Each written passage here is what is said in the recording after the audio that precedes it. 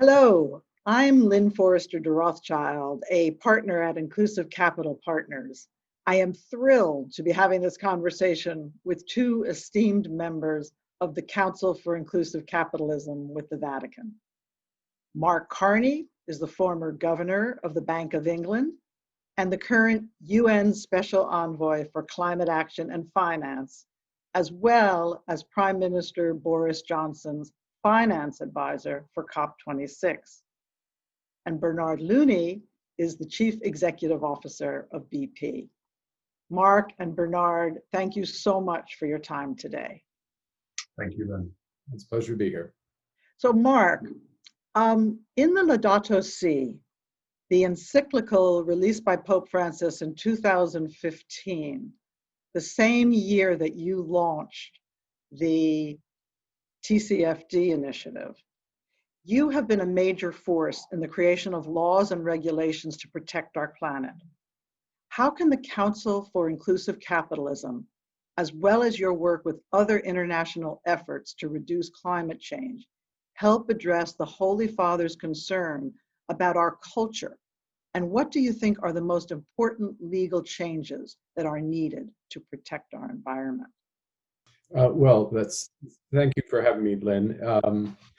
Let's go back to the causes of the climate crisis, and Laudato Si goes to the heart of it. But first, speaking as an economist, there is market failures around the classic issue of the tragedy of the commons. Think about overgrazing of a pasture land, overfishing of the seas, and overutilization of all the resources of the planet because it's not held in common. But then there's those market imperfections, and you try to address those through pricing externalities. But then there's human frailties. We don't value the future as much as we should. Intergenerational justice, of course, that's one of the principles, part of the vision of the Council for Inclusive Capitalism is fairness across generations. So try to bringing forward and breaking really the tragedy of the horizon, the fact that we don't put enough weight on what our actions today, how they affect the planet tomorrow. And thirdly, there's a question of, and this is what I think the Holy Father was speaking to, is how we value things and whether we have a hierarchy of value. So are we trading off the planet for profit, or are we putting the value of the planet as sustainable ecosystem, an ecosystem for future generations first, and then organizing the economy in order to deliver that? And I think that's at the heart of what we've been talking about and acting on in terms of inclusive capitalism. And what has happened in terms of your question about laws is that society has made it increasingly clear the imperative of getting to net zero, of valuing the planet. That's become enshrined into law. That's dropped down into regulation. And of course, the best companies, the best in the market, the best investors are thinking, well, what can we do to make sure that that's a reality? And they're starting to move. So you combine sustainability and the dynamism of the market in order to deliver that sustainability, as opposed to trading the two off against each other. And so that's how you have a cultural, moral foundation to it. It gets translated into law, and then you unleash the power of the market. And that, to my way of thinking, in terms of what we've been doing, trying to do in inclusive capitalism, that's very much at the heart of these efforts. That's so interesting. And Bernard, BP has been at the forefront of your industry in turning to clean energy. You have even accommodated your own compensation to achieving a net zero world. Could you explain how your strategies from your place as one of the world's largest energy companies are likely to fulfill the clear objective that came out of journeying toward care for our common home from Pope Francis? Well, Lynn, thanks. First of all, thanks for having me on today and for organizing the conversation. And Mark, it's an absolute privilege for me to be able to speak alongside Mark all the work he's done, as you've said, Len, on TCFD and now the Special Envoy on Climate Action. It's been one of the highlights of a very difficult year getting to know Mark, and I very much appreciate his support as we've set a new direction for BP. And it's a great first question, and it gets right, Len, to the heart of the changes that we're making to reinvent our company. We all know, I think, that the world's not on a sustainable path. The carbon budget is finite. It's running out. It's running out fast, I think. The world, as Mark said, wants change. It needs change. And at BP, we want to change. We're part of this world too. We're part of society too. And we actually see a huge business opportunity in changing. And earlier in the year, we set out a new ambition for the company to get to net zero by 2050 and to help the world get to net zero. And that's like the destination, that's what we've dialed in the sat nav, where we need to get to.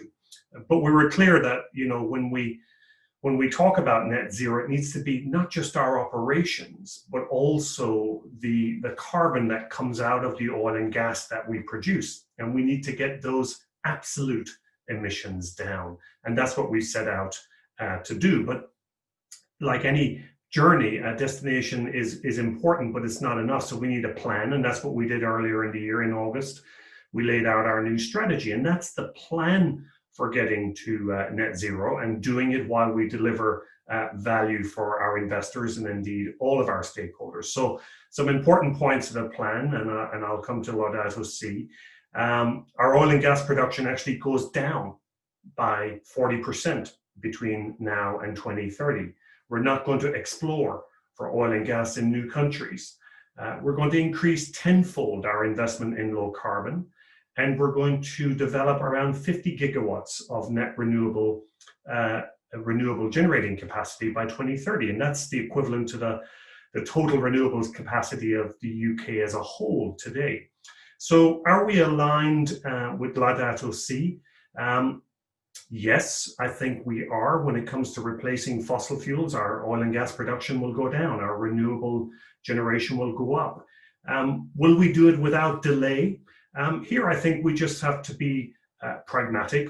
We can't flick a switch.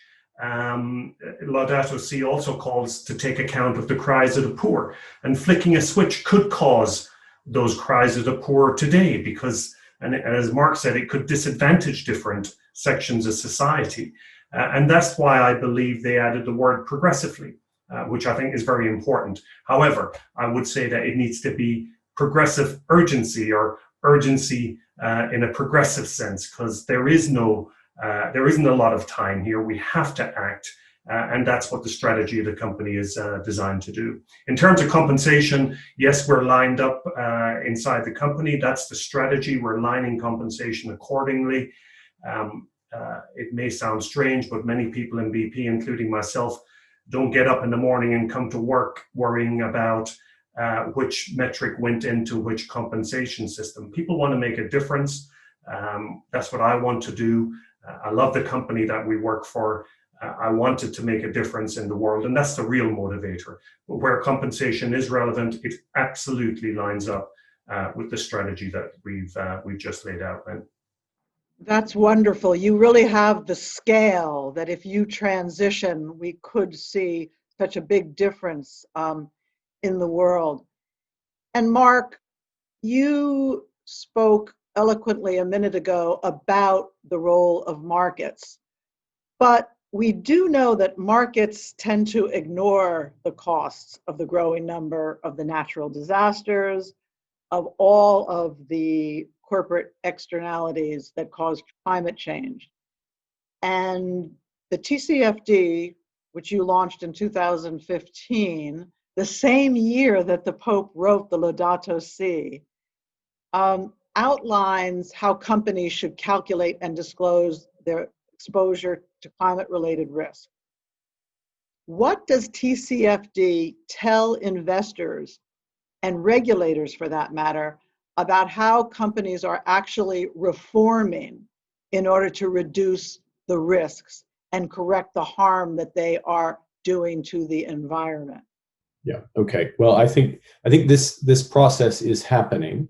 What the challenge in your question is happening, and part of what we're trying to do through inclusive capitalism is to push it past that tipping point, so that the capital markets are judging companies to the extent to which they have plans for the transition to net zero. Not just first, that they recognize the issue, they are responsible. One of our values in inclusive capitalism, so they're responsible. They have the objective to go to net zero, but then, as Bernard just said, that they're backing it up with a plan and then following through on that plan with action. So BP rightly, and was the first major oil major, energy major, to have that clear net zero objective, not just for their own operations, but as he just said, for the entire, for their clients, if you will, for all of us as users of energy. But then followed up with a plan, and then is now following up with execution. So that responsibility. And what the TCFD does is one common way of providing the disclosure around that. So not just where a company is today, but where it's going and how it will be affected, positively and negatively, how it will be affected by the transition to net zero. And that's absolutely essential. We have, I think something the Holy Father's also said is, we have to plan the future, not plan for the future, but plan the future. So this is about companies' plans for the future.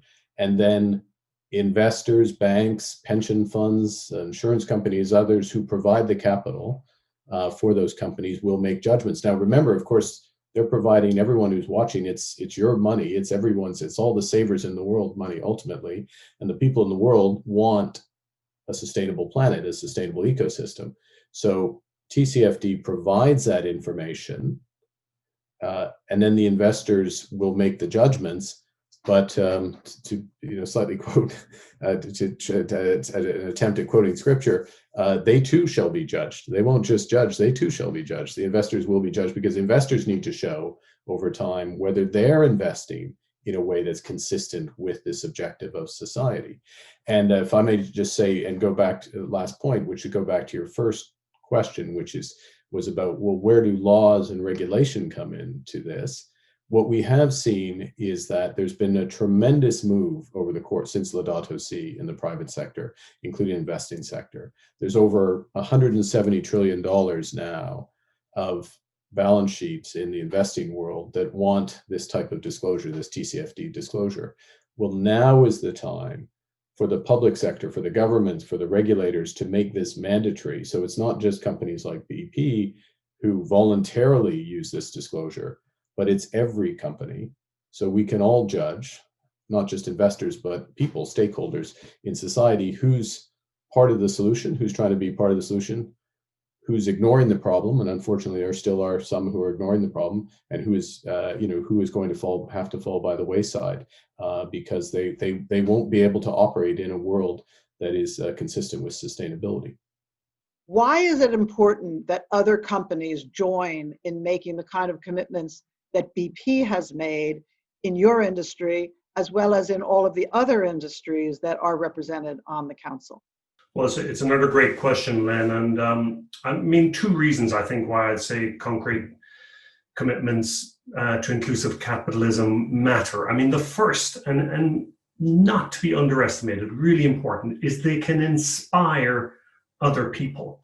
I remember as we were deliberating on whether to go with a net zero ambition or not in leading up to February, one of the smaller companies in our sector, Repsol, led by Jose Jun, he was doing some very progressive stuff in this space.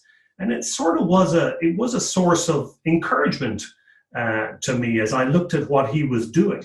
And as you look at some of the companies that are on the website today, MasterCard purchasing 100% renewable electricity for all its global operations, Johnson & Johnson sourcing 100% of its electricity needs for renewables by 2025, Bank of America, I think, mobilizing $300 billion in capital by 2030 to accelerate the transition.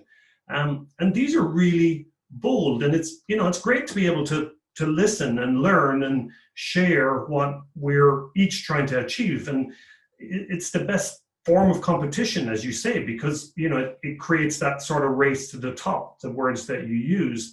And of course, as well as competing, which we all like to do, we can also look for opportunities to cooperate, where we can succeed at what what we're each trying to do. And so I look at MasterCard and Johnson & Johnson's commitments on renewable electricity, and I think, well, is that an opportunity for us to provide those companies with that form of energy? So that's the first thing that I would say. And the second thing that I would say around concrete public commitments is they can help build trust. And particularly in our sector, there's a huge trust deficit that we have to overcome, and in many ways you can understand why. But concrete public aims and commitments allow people to test whether you're really serious or not. And of course, our job is to make sure that there isn't a gap between what we say and what we do.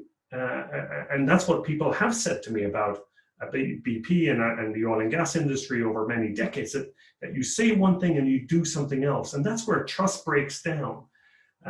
So people know what we've said that we're going to do. Now we need to show them that, yes, we mean it. We're delivering, we're going to execute on, and this is all about actions and not words. So I think these commitments are really, really important. They can inspire others and they can help to build trust.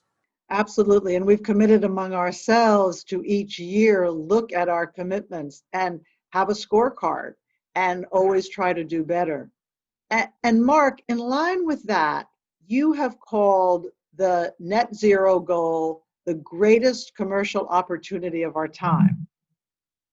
But again, looking at the Laudato Si, Pope Francis says, and I quote, "The lessons of the global financial crisis have not been assimilated, and we are learning all too slowly the lessons of environmental deterioration." How do those two things work together, and how do the principles of inclusive capitalism get incorporated by business and governments? Rightly, and it's the right challenge, and we have to build that trust, and trust through, as Bernard just said, through achievement, setting out the goals, but also through achievement. But if I start where you did in your challenging question, which is around the lessons of the financial crisis, and the Holy Father saying that they haven't been fully assimilated, and when we think about lessons from previous crises, is virtually always there's an element of measurement involved with that, and part of the response becomes, well, we need to measure things better. So after the financial crash of 1929, which at the time was terrible, led to the Great Depression, that's when the securities regulators and common accounting systems were set up. There didn't used to be common accounting systems. That was something that happened in the 1930s. After the global financial crisis with Lehman Brothers in 2008, and other great large firms, not great firms, large firms that failed. There was also a series of measures to improve measurement of things like derivatives and other factors which had disappeared from the public company balance sheets and led to so many problems. Our issue with climate, and you touched on it before, is we need to fix the measurement in advance. We can't wait for the full crystallization of the climate crisis. We're perilously close already. We need to measure it in advance, and we need to measure it in a forward-looking basis. So, and that's what we were talking about a moment ago, the TCFD and that those forward looks does. So that's one lesson one takes from a financial crisis. I think for climate, we're getting to that position, but quite frankly, organizations such as Inclusive Capitalism, the weight of Laudato Si and the Holy Father, the weight of public opinion, weight of social movements like Fridays for Futures of Greta Thunberg and others, that's all pushing in the same direction to at least do that. But we need much more. The other lesson one has from crises is that resilience is undervalued. The ability to withstand shocks and to emerge stronger. We are all feeling that right now with the global health crisis, with the pandemic. But we had undervalued resilience in the financial system, and we need to build resilience in our system for sustainability. And that's, of course, the third issue, which is really focusing on what is truly sustainable growth that ultimately means that future generations are not going to be able to enjoy the same opportunities as we have today. That's not sustainable growth by definition. Growth, when there's growth that's built on mountains of credit prior to a financial crisis, is not sustainable growth because ultimately it comes to pass. So we need to bring that into the heart of decision making. Now, how does that create a commercial opportunity? How can you twin those necessary steps: better measurement, valuing resilience, and striving for sustainability? How does that create a commercial opportunity? Well, the fact is that we need to make massive investments in order to achieve sustainability. And we just referenced Bernard a few minutes ago about the shift in terms of BP's investments away from oil and gas to renewables, tenfold increase in renewable investment. Think of that replicated around the world. This is doubling of at least the energy investment, sustainable infrastructure investment, not just for a year or two, but for decades that will come. That is something that will happen partly through government, but predominantly, overwhelmingly through the market economy, therefore a commercial opportunity. But the core point on top of that is, in moving from a society, which I said at the start, which was trying to balance environmental and economic concerns, but not setting out the overall objective of sustainability at the top, that hierarchy of value, which comes through so clearly in Laudato Si. Once we take that decision, and I believe with 126 countries having committed to net zero and more to come by Glasgow, we have taken that decision. And with more and more companies saying, we are moving to net zero, that's our clear objective, then the market organizes itself. If you can be part of the solution to get there, you will be rewarded. If you are still part of the problem or sitting on the wayside, you will be punished. That's where the commercial opportunity comes at its heart. And it's because we as a society, inspired by many, inspired by youth, inspired by leaders such as the Holy Father, and inspired by corporate leaders, inspired by others, have decided that that's what we want. And now, through a process of inclusive capitalism, we need to get it. Last point, if I may, and Bernard alluded to this, is it's inclusive capitalism, though, and we have to recognize that starting from where we are to where we need to get to, we need to bring we need to bring everyone along, and there will be adjustments that come with that, those commercial opportunities, and that's one of the big challenges, to make sure that this is a just transition, a transition that includes all. I want to ask you about another quote from that very important Vatican document. It says, "It is imperative to promote a new vision of the economy, capable of taking into account ecological concerns. We need a new conception of the economy in which production of wealth improves rather than destroys our world." How do you see the Council for Inclusive Capitalism with the Vatican, along with your work as the UN Special Envoy for Climate and Finance, able to promote a new conception of the global economic system, or as Bernard says, bringing everyone onto the pitch? Yeah, well, I think part of the answer is in that end of the question, which is bringing everybody onto the pitch. It starts with, or that needs to be our objective, but it also means needing to see all sides of the pitch. And I'll explain what I mean by that in a moment.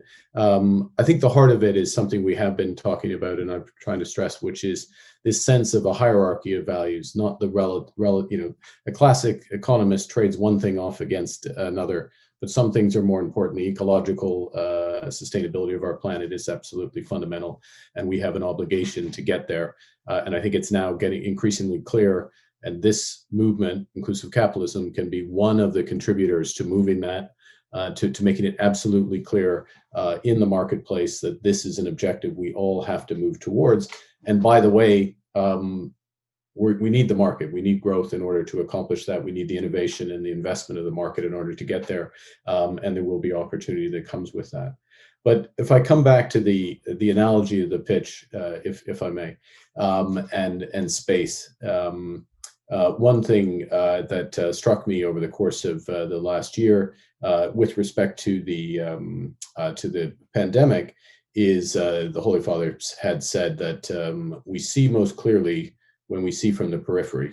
So in other words, when we look at things from those who are least well off, most disadvantaged, most affected. And of course, that's what, people have been doing of their own accord, by and large, through this terrible time, which is thinking about their community, thinking about who in their family or their community or others who is most affected or most at risk in the health crisis, and what can we do to help them. That sense of responsibility, and taking that sense of responsibility. And of course, responsibility is one of the core tenets, values of inclusive capitalism. And so, to bring it back to the ecology, is it's thinking about the system as a whole, not the self, and understanding the system through time, not just in the present. And that's what I think we are as a society, as businesses, as stakeholders, as NGOs, as social movements, as individuals are moving towards. And as we get there, and in that process, with people on the pitch playing the game in order to accomplish those goals, and that's that it's absolutely imperative. It's also tremendously exciting, and will be rewarding for everyone, starting from the periphery, if you will, as we're told to, moving on into the center of the pitch. And Bernard, I assume that divestment is not what you think is best for the planet, but can you make your case to the church and to those who believe that there's a moral duty to simply divest from companies that are in the fossil fuels sector? Yeah, it is a great question, and I appreciate the opportunity to address it, Lynn. And I can understand why it's an attractive proposition to some people. So I can understand why some people think divestment is the right thing. I don't believe it is the right thing, and that's not because I'm being selfish from a BP perspective. It's because of the question about how do you really, really bring about change? How do you drive change? And my experience, and I think many of our experience, is that you bring about change by engaging in dialogue, by listening, and by making the case. And as a CEO, I can tell you that investors have a powerful platform. Our investors own the company. They own BP. I don't own it. They own the company that I run. So when they speak, I listen. And, as an investor, you've got a seat at the table. You've got a chance to influence. And if you're investing in a company like BP that wants and has plans to drive decarbonization, then you're investing in the transition. And I feel very strongly about this, because if you simply take the view that I don't care where BP is headed, I care about where they are today, therefore they're a fossil fuel company, I divest. That's not going to drive change. We need companies like BP to transition. The world needs companies like BP to transition. So I would urge those who want to see change not to give up that platform, but to use it. It's what sustainable capitalism is all about. And in reality, I'd rather turn the question on its head. So it's about investing in and backing companies who are leaning into the transition. And I'll be honest with you, Lynn, and I know you know this, we need that backing, because it's not easy. This is not an easy thing to transition a company that's been doing one thing for 111 years. And companies across the economy are looking at this and thinking about how we can play a role, not just in our sector, but in aviation and shipping, in industry, and in other sectors where it's really tough right now. So the transformation is hard. We can't do it alone.